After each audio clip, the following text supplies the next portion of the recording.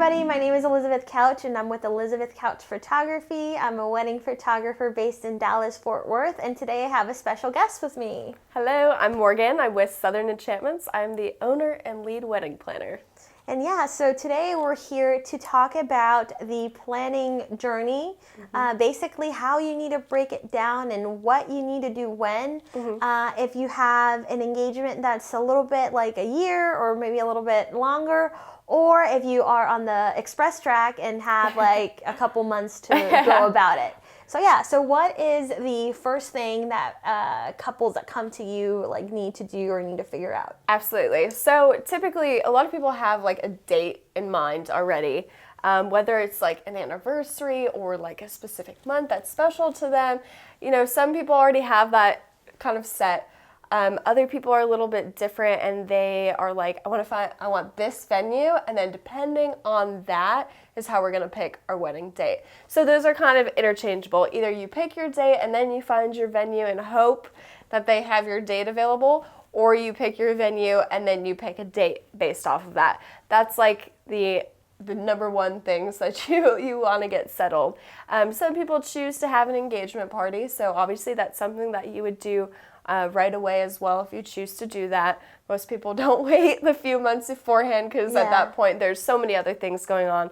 Your bridal shower, your bachelorette party, bachelor parties, things like that. So those would be the first two things. If you aren't doing a reception ceremony at the same location, another thing would be to secure your ceremony location too, whether that be with your church or anywhere else that you guys kind of had envisioned, because that will also affect timeline as well. So that's something to keep in mind. Those two things are gonna have to go kind of interchangeably. So if you do want to get married at a church, I would probably look at their availability first and then kind of base it off of that. And this is when, like a year and a half? When would you suggest this? If you got married, or sorry, not married, if you got engaged and you have a year to plan, I would do this like immediately. Take a few weeks maybe just to soak up your engagement, but then do it pretty soon. Get to work. Yeah. Exactly, get to work. You know, a lot of people kind of already have an idea of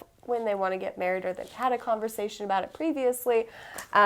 So you probably already have a pretty good idea in mind of when you want to get married. So those were something that I would do right away though, because you can't book anything else until you have your date secured. Yeah. Can't book a photographer without knowing what date you're getting married on. Sometime, Not gonna work, right? Yeah, especially if you have a very specific aesthetic or vision and you have to have that one person. Right. They may already be booked, and so you kind of want to go with them with that and certain, just be certain of it. And sometimes there's wiggle room and like you can change dates here and there, but most of the time it's just better to have that. Right.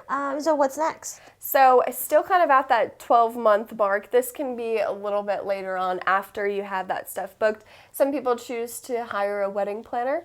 Whether you choose, month of or partial or full planning will kind of depend on when they come into the picture. But I highly recommend that being one of the first people you book, especially if you're doing full wedding planning service. You want them there through the entire process. Some people choose to book a wedding planner before they even find a venue. Others choose to do it afterwards, but that's definitely one of the earlier vendors that I would book. Another really great thing to do, probably about a month and a half, 2 months after you get engaged, start looking at guest count. And the reason being is because a lot of your other things are going to be based off of that guest count. Yeah. So it doesn't have to be something you set in stone, obviously, but just starting to get together a list of who you want, who your fiance wants, who both of your families want there. That will really help establish a lot of the other stuff, because first question a caterer or a baker or a rental company is going to ask, well, what's your estimated guest count? How many you have to feed? Yeah. Exactly. If you don't know that, you're like, you don't want to tell them, 100 and it's really going to be 200. Yeah. I'd rather start high and kind of take it back than the opposite way. Yeah, no, that makes sense. Yeah, so you definitely want to do that. Another thing is to do save the dates. A lot of people choose to do them with engagement pictures now. Yeah. There's a lot of really great resources, Mintage, Shutterfly, Zazzle. Yeah, there's so many different places that you can get them now. So If you choose not to use engagement pictures, you can send them out earlier. Otherwise, book your photographer. Book your photographer, and then you can use those engagement pictures to send out your save the date. I would typically do that about 9 months ahead. Okay. And I know it seems like a lot of time, but you want to give your guests enough time to plan, especially if you're getting married in a busy season. So October, like, I don't know why I said October is super busy, but fall, spring, kind of that spring, summerish. Texas, nobody gets married in like July. Trust me, you don't want to. Unless it's inside. Unless it's inside. Exactly. So, based off of that is also going to determine when you send them out. But if you have a lot of people traveling in from out of town, the sooner you send them out, the sooner people have more time to plan and get ready and prepare. Yeah, and some of us are planners, like we just do everything so far in advance. And so just having that leeway, like the more time, the better. That way you can figure out work, figure out childcare, figure out like sometimes jobs are very specific about like off and on times where you can take and can't take time off. So that's helpful. To Absolutely. Especially if you're in the bridal party or something, you're going to need more time off. Yeah. You're going to have the bridal shower, the bachelorette party, and different things like that you're going to have to take into consideration, and having to be there for like the rehearsal. So if you're coming in from out of town, even if a wedding's on a Saturday, you're probably going to have to get there on like a Thursday or Friday in the morning. So something to keep in mind too as well. Yeah. So another thing in that kind of time frame is photography. That's a really important thing too, is making sure that you're getting the vendors that you really want. So if you want to do save the dates with engagement pictures, get your photographer first, and then you can send your save the dates out. That makes sense. Yeah. Absolutely. So then this is the 9 month before. So if you have a shorter engagement, when would this be? Kind of all of that. It depends on how short it is. So if you do have, let's say, a 6-month engagement, you don't need to send out save the dates. Go straight into your invitations. But you are really going to want to start booking these things as soon as possible. You might find that's a little bit more challenging to find vendors, especially if it's during the prime seasons, as we want to call them. It might be a little bit more difficult to find somebody, that you like, that's in your price range and available on your date. There's a few things that you have to take into consideration. All right. So I kind of want to get started as soon as possible. Yeah, just like the sooner the better, just to ensure that you have the people that you want. So let's go back to the 1 year timeline. After the 9 months, what's next in that process, time-wise and item-wise? Yeah, so about the 6 to 8 month mark is when you can start asking your bridal party. At that point, you want to also take a look at, gowns and tuxes and all of that stuff too, but you should have already established your color scheme, or at least you would hope so. Some people it takes a little bit longer to figure that out, but you'll want to establish kind of those things, because you want to know, well, what color are we choosing for a wedding, and that's going to kind of base off of your gowns, your tuxes, things like that. So you want to ask your bridal party, you want to start looking at gowns, tuxes, things of that nature. Of course, gowns for the bride as well. That's going to be something that you want to start taking a look at about that time frame, because you want to leave yourself enough time for alterations and things like that too. Another thing that you want to start looking for, if you already have your photographer, videography at that point. Caterer is another thing, florist as well. I know there's a lot of stuff that starts happening in that time frame. A good rule of thumb, though, is book the vendors when there's only like one of them. Okay. So photography, there's only one of you, so you need to get booked first before you start looking at a baker. A baker can bake more than one cake for a wedding, so kind of look at it in that perspective of who do I need to secure at that specific time. Another thing, at this point you should have set your save the dates. If you're utilizing like the Knot or Wedding Wire or Zazzle, there's a few different, or Zola, I think I meant to say, a few different things. Start planning your wedding website, so it'll give people the opportunity to start taking a look at that, and guest accommodations and things like that. That's important. That's really helpful. Yeah, absolutely. So wedding website, DJ or band, I would start taking a look at that point too. It might seem like you still have a lot of time, but again, it's, people book really far in advance these days. So you just have to take that into consideration. Another thing that you can start is your registry. It's not something you have to do immediately, but getting an idea of what you guys are going to register for. You know, surprisingly enough, people always ask, so what are you asking for? I'm like, well, wait, like, hold on, let's just take a break on this. The last thing that you want to look for is hotel room blocks. So if people are coming out of town, just taking a look at, you know, a local hotel and figuring out rates and things like that too. And if you are providing transportation for your guest, that's when I would start to look at that as well. So that's 6 month-ish. Yeah, I would say about 6 months. I would get like your florist and all of those kind of at that peak of the 8 months, and then closer to 6 months, start looking at the hotel blocks, the transportation, because again, there's, you know, many hotel rooms in a hotel and many different transportation companies or shuttles that they provide in a service. So you can kind of break that up based on availability. If you're ever wondering too, you can always call and ask, hey, how much time do you think I need to be able to book this? Or what are your suggestions? And then so what's next and what's the timeline? So about 4 to 6 months is going to be the next set of events, I guess we can call them. That's when you're going to want to start looking at all your stationery. Okay. So invitation suites, or if you just decide to do like place cards or menus or anything like that, that's when you want to start taking a look at all of that stuff and then also booking them. Now keep in mind with invitations, depending on where you're getting them, the lead time can kind of fluctuate. So if you're ordering from like Minted or some online shop, it typically only takes a few weeks to get those after your approvals are done.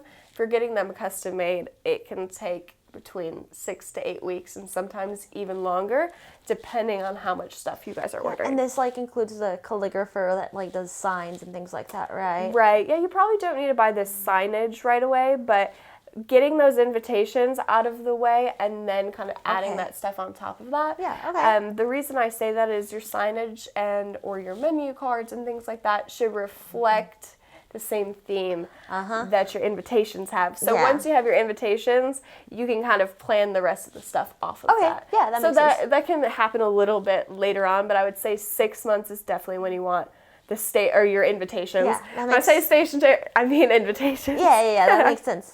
So that's 6 to 4 months. Yeah, I would say probably closer to the 6 month mark to start getting that out. Especially if you have guests coming in from out of town, you probably want to send your invitations out around the 3 to 4 month mark, but we'll get into that too. Yeah. Another thing, probably around the 4 month mark that I would start hitting is booking your own hotel room. So even though you've booked the hotel blocks, that doesn't mean you've booked a specific room for yourself and for your fiance. So I would definitely take a look at doing that. Some people choose to stay in 2 different rooms the night before, and then kind of having this lead time, I guess, up to seeing each other on your wedding day. So just keep that in mind and make sure that you get those booked too, so that nothing gets sold out. Because if there are multiple weddings in the same hotel, then it will start adding it.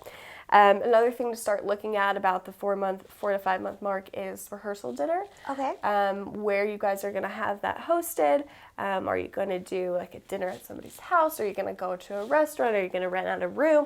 It kind of depends on whatever you guys have in your budget and whatever you guys decide that you are most comfortable with. Yeah. That also will determine too, are we having our rehearsal at the venue or are we having it somewhere else?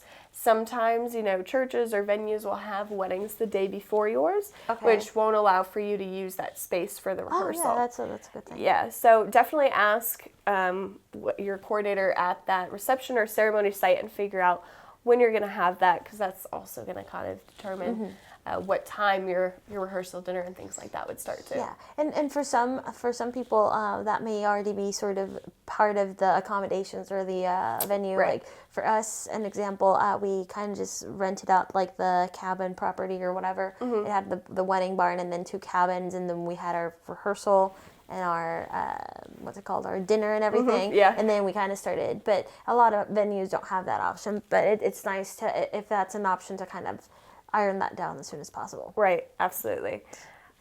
planning as soon as you can is usually the better option, but sometimes it just doesn't happen that way. Yeah. The last thing to really look at, the 4 to 6 month mark, would be looking at your honeymoon too. Oh, A lot of people have probably already thought about where they're gonna honeymoon, but booking it at that point is probably a good idea because you don't want to wait too long because then prices obviously go up. Yeah. Especially depending on where you're going. Yeah. But at least start looking at it and then start getting things booked too.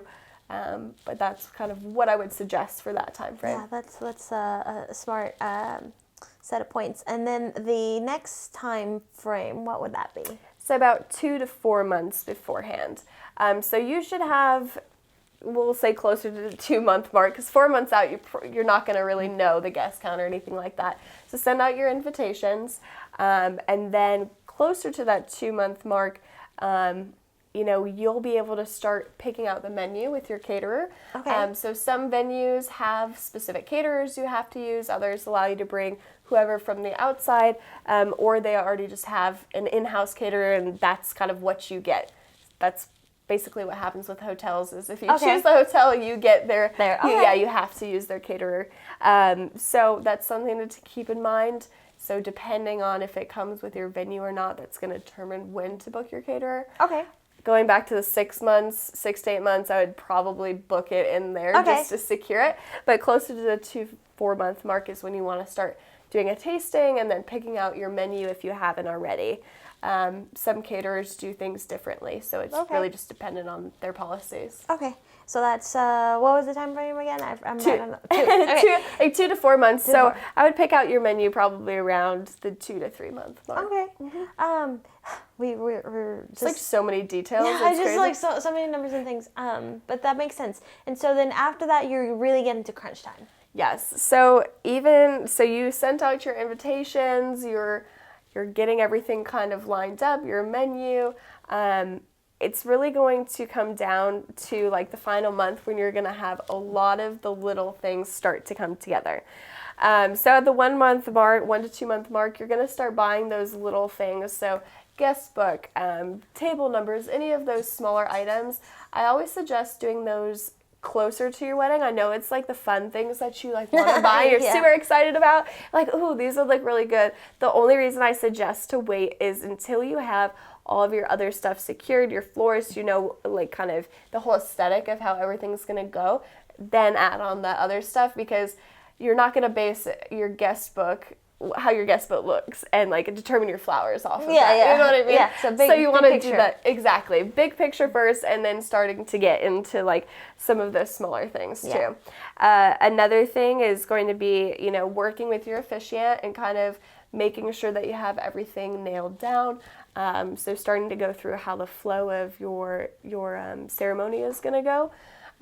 With pastors or priests or anything like that, typically they have a very standard thing that they stick to, but if it's a friend or a family member that's officiating your wedding, definitely recommend sitting down with them and kind of going through how they have prepared stuff. That way you're all on the same page and there's no surprises when you get up there. Yeah, we did that, and ours was very secular, non-religious, but our officiant is a pastor. And so she sat down and she goes, okay, so what would you like? And all this stuff. Yeah. And it was beautiful. And she ended up using Mr. Rogers for analogies a lot. So just kind of like sitting down and having that moment to bond with that officiant before, I think it's really important. Absolutely. And you probably want to do that closer to the date just because it kind of puts everybody in that mood of like, it's happening. Absolutely. Yeah. Absolutely. I would do that like the 30 days before around that time frame. I think that's when we did it. Yeah, no, that's perfect. That way too, if there is any tweaks that you need them to make, there's time for some revisions. Yeah, so. Like, you want what? And that way, that makes sense. And so month out, right? Yep. That's where we are. So that's kind of part of the month out. And then there's a few other things. A few other things that have, it's a whole laundry list of stuff. Like a scroll or whatever. So marriage license is something that you really need to look at. Texas has different state regulations when it comes to marriage license. So it's really key, depending on where you live, to do research to see what the policies are for getting your marriage license. I think in Texas it's 90 days. You Okay. have to get it, like the furthest out in advance you can get it is 90 days, but the like deadline or whatever, you have to get it 72 hours or 3 days, I think, before the actual ceremony. So like if you're getting married on a Saturday, you probably need to go Wednesday just to be like extra safe, because there's like a waiting period between from when you get it and when your officiant can sign it and date it. And then, so you don't want to like be, like we forgot kind of thing. So otherwise, you're like, there's, you're like, we just did all this for because otherwise your ceremony date and actual day of marriage isn't gonna like match, and then you're gonna have to go to the court and get a marriage there, and it's like a whole thing. So just make sure you do that. So moral of the story, be on time. Be early. Be early. And I can link down to like the different, I think there's a state website where it tells you. The other thing about marriage licenses, at least in Texas, is you don't have to get it in the county where the ceremony will be performed. So an example, my husband and I got married in Henderson County, but we live in Tarrant County. So we just went to the Tarrant County sub-courthouse and got our stuff there, brought it with us. Our officiant signed it, and then we mailed it, and we were good. But so like, don't worry about like, for example, if you're getting married in a like remote location or whatever, and you're like, well, I don't know where any of this is. So like, don't worry, you can just get it where you live in Texas, and you know. Don't add that extra stress. No, like, because I already did it for you, so you don't have to. Because it's like, where is Henderson County? Like, I don't even know. But anyway, awesome. That's my rant. On to the next thing. Perfect. So at this point, you should have already gotten your dress, or you should be in your final stages of your fittings. So making sure that all your alterations are done, you had your final fitting, and then getting your accessories if you haven't already. Most people have probably bought them at this point, but if you haven't, perfect time to do so. Another thing too that people forget about is wear your wedding shoes around your house. I know that sounds really weird, but it breaks them in. We've all tried on new shoes and worn new shoes. They're super uncomfortable at first, especially if they're like leather or like tighter materials. Okay. So wear them around your house. Yeah. That way you don't get them dirty, but you're still breaking them in a little bit. So when you're on your wedding day, you're not like, your feet aren't falling off. Oh, that's so smart. Yeah, because like new shoes are like the best, but the worst as well. Yeah. So okay. Yeah, just don't get them dirty. Don't run outside or do anything like that. Pro tip graphic that we talked about earlier. Yeah. Boop. Perfect. Okay. Awesome. Seating chart is another thing, or seating plans. At this point, you should have finalized your guest count, or should be finalizing your guest count. I typically recommend that you have your guest count put in about a month before, or that guests are supposed to RSVP before a month before. Okay. So you should know your guest count at this point, so that'll help you figure out seating chart and the amount of tables that you guys have, but also taking that final guest count and letting all your vendors know. Okay. So, your caterer, rental company, anything that's dependent on how many guests that you have, be sure to let them know. But at the month, that's like the perfect time to do any of that stuff. And then anything else, just finalizing speeches, making sure that everyone's kind of aware. If you guys are doing personal vows, making sure that you're starting to write them. You're not waiting till the night before, unless that's your thing. I don't know. Maybe you like procrastination. Yeah, like school, that's like college all over again. No, but so getting that before is absolutely. And then the last thing is just, if, let's say you are working with a planner, you guys are going to finalize your timeline. So at this point, you guys probably should have met and sat down and kind of worked through how you envision your day going, and then building out that timeline. Things are going to fluctuate when you're doing it, but you should have a good baseline established for your timeline and how things are going to flow the day of. All right, and we'll have a video on how to make your day of timeline soon, so be aware and be tuned for that. But awesome. So going into the very, very final stretch, would you say it's probably the week of, kind of? Okay, so what do you do then? So the week of, that's when you're going, ladies, if you're getting married, hair, nails, if you're getting I was going to say a glow tan, but a spray tan. Glow tan. That's like, we should invest. Okay, well, that's a separate conversation for investment opportunities coming soon. Glow tan. All right. Anyway. Graphic. No. Okay. Sorry. Anyway, spray tan. You want to do that, I would say about 3 days before, just so that it looks natural. You know, you're not freshly baked, I guess you could say.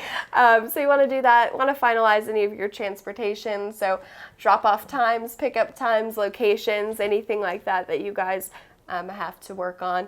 Other than that, just making sure that everything's packed. If you're more of the DIY bride and are bringing a lot of things to the venue, making sure that that's all nicely organized and tucked away. That way the night before you're not like, oh my gosh, did I pack all of this stuff? You have it all situated and ready to go. Obviously at that point you're also going to have your rehearsal and your rehearsal dinner too. But yeah, that's kind of leading down to the nitty gritty of it. Those are probably the most important things that you guys want. Yeah, that's so important. And like, especially if this is your first marriage or if you've never been to a bunch of weddings or whatever, it's just like so hard to figure out where to start because there are so many things. And then, you know, if you're anything like me and you're a little paranoid, like you are like, well, did I forget something? Right. Or what's the protocol? Like, what do I need to do? And, you know, with people that hire professionals like you to help them with all this, like, you're there and, you know, like you'll help them and do all that stuff. But for people that don't have someone to help them, it's nice to have like at least a little overview of what should be done when. Yeah, absolutely. There's a lot of really great resources out there for you guys to take a look at too, to kind of follow along and know when you're supposed to be doing specific things. Obviously, if you have a wedding planner, they'll help you too, but the Wedding Wire, the Knot, I know there's other resources out there too that you could use. I used one called, it's from the Budget Savvy Bride, and it's just, it helps you with budget, but it also helps you with, I think it has a sample list there. So I'll link to all those things. But yeah, any final tricks and tips that you want to like offer people? Yeah, absolutely. So what I would really recommend is really just prioritizing what it is that's important to you and to your fiance or your partner in planning.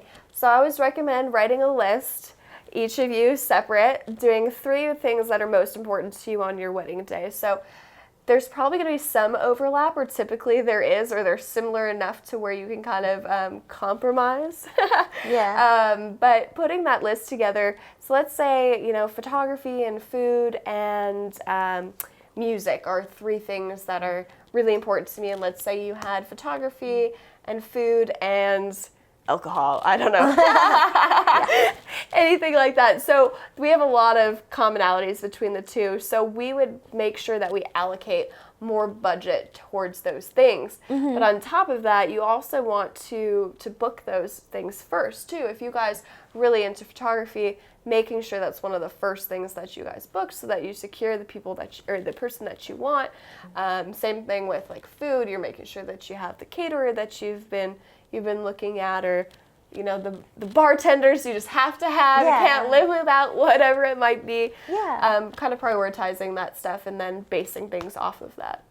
Yeah, well, that's really important. And again, it's like it's so many things to do, but it's nice to go in with a plan, whether you have a planner or not. Just planning is super important. And yeah, but no, thank you so much for helping me with this. And as we mentioned, this is video 1 of 2 videos related to planning and like scheduling and stuff. So thank you so much, Morgan, for joining me. And if you want to tell people where they can find you. Yep. So we're on Instagram, we're on Facebook, as well as our website. You can search just Southern Enchantments and you will find us. Alrighty, and you know where I am. It's Elizabeth Couch Photo, at Elizabeth Couch Photo on both Instagram and Facebook, and then elizabethcouch.com on the interwebs. So thank you so much for joining us, and we'll see you guys soon. Thanks, Bye, guys. jazz hands.